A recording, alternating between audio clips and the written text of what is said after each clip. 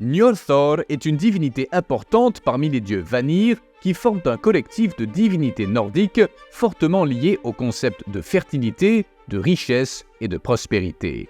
Il était largement considéré comme la divinité présidente au royaume de la mer et du vent, exerçant sa domination sur le réseau complexe des courants océaniques et des vents atmosphériques qui influencent les régions côtières.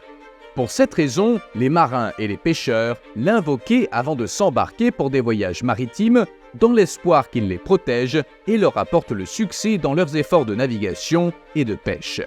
Cette divinité est souvent représentée avec des cheveux flottants et une barbe, ce qui représente la nature dynamique des vagues et des courants océaniques.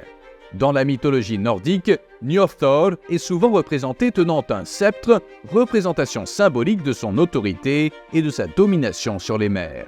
Dans la mythologie nordique, Njordthor est reconnu comme le père de Freyja et de Freyr, qui occupent tous deux des positions importantes en tant que divinité Vanir. Freyja est vénérée comme la divinité incarnant les domaines de l'amour, de la fertilité et de la guerre, tandis que Freyr est vénéré comme le dieu associé à la prospérité, à la fertilité et au soleil. Njordthor, Freyja et Freyr symbolisent collectivement les notions de fertilité et d'abondance, y compris les domaines maritimes et terrestres. Les dieux Vanir, sous la direction d'Odin, furent considérés comme les rivaux des dieux Aesir. Les deux factions entrèrent dans un conflit prolongé, mais finirent par se réconcilier et s'unir à l'issue d'une longue période de guerre. En signe de confiance et de sincérité, ils échangèrent des otages. Njordthor ainsi que ses enfants Freyr et Freyja furent envoyés par les Vanir pour établir leur résidence à Asgard, le royaume des Aesir. En retour, les Aesir envoyèrent le dieu Hoenir et le poète Mimir vivre parmi les Vanir. Njordthor, divinité nordique associée à la mer et à la fertilité, épousa Skadi, une géante importante de la mythologie nordique. La déesse fut chargée de choisir un époux parmi les dieux, à condition de ne pouvoir regarder que leurs pieds.